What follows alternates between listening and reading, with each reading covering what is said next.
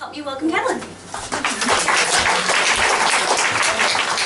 Hi everyone, thanks so much for being here. So I am going to be talking about what we can do to nourish our skin with vitamins and nutrition and supplements, but I wanted to tailor our talk to be a little bit more educational. And I'm going to be talking for about half an hour on some of the things that are in over-the-counter cosmetics. And when I started researching, I was like, I knew, but I didn't know.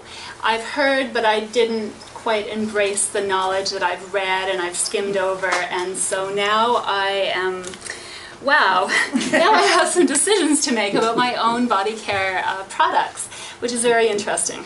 So we're going to be talking about the dirty dozen, which David Suzuki really has a lot to say about in terms of the hidden chemicals found in not only body care products, in lipsticks and eyeshadows, in creams and lotions, but also in a number of other products that we come in contact with every day. And so rather than this being a downer, I really hope it will be educational to help you understand if there are health issues that are coming up, the full spectrum, the full scope of how things in our environment can have an impact in our internal health. So we have natural beauty and we have commercial body care products. Some of the natural or more natural ingredients have botanical extracts, essential oils, mineral vitamins, plant essential oils added in, versus a lot of synthetic dyes, fragrances, emulsifiers, and synthetic additives, which are going to be very interesting to talk about. So the question, why use natural skincare and cosmetics? Certainly to protect the body from pollution and skin damage, to support the organs of elimination, and the skin is essentially the largest organ of the entire body, and it is the largest organ of elimination.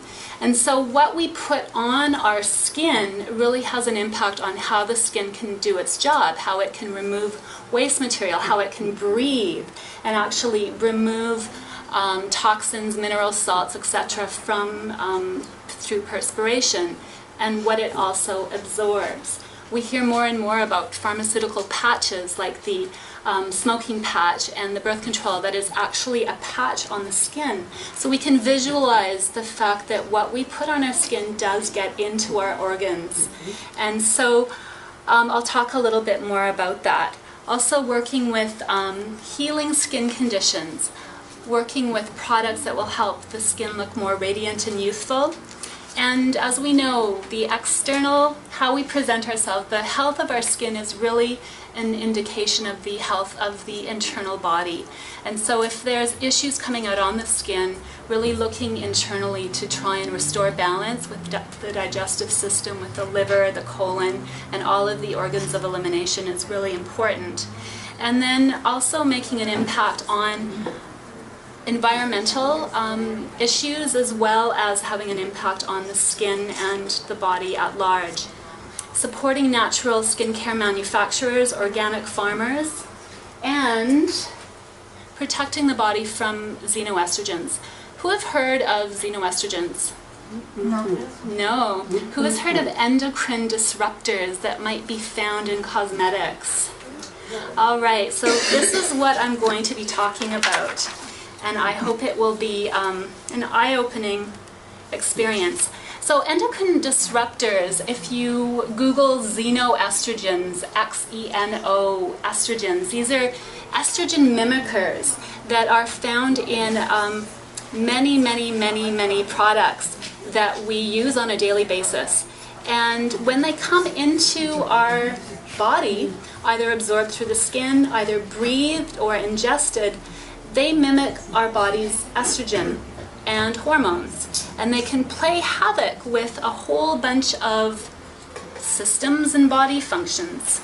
And so recent studies are actually showing that endocrine disruptors not only impact hormones at large and estrogen levels, but can also have an impact on the development of reproductive organs, can have a role in metabolism regulation, obesity, They can affect fat development and impact glucose metabolism.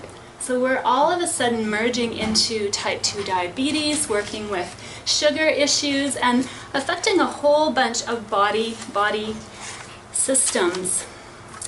We know that the cosmetic industry is an enormous industry, a huge industry, and women will use cosmetics regardless of whether or not they're safe.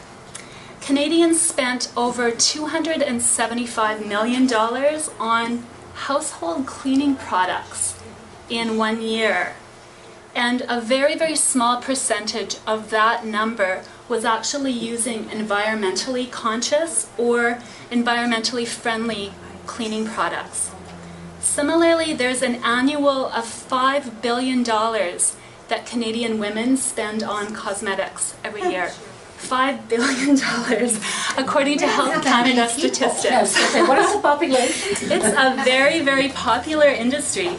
And so I'm going to be talking about some common myths around cosmetics, and there will be hopefully some interesting facts. So the American Institute of Occupational Health and Safety looked at over 2,000 ingredients that are found in cosmetics and discovered that of the 2,000, almost 900 of them were toxic. Toxic to the reproductive system, cancer-causing, and can cause asthma, skin issues, and eye irritation. One might assume that the government may play a big role in determining what is safe for our cosmetics. However, I'll be talking about some myths around what the government actually does around labeling with cosmetics. Health Canada has put together an ingredient hot list, and this hot list essentially is not a complete list, but it does list problem cosmetic ingredients.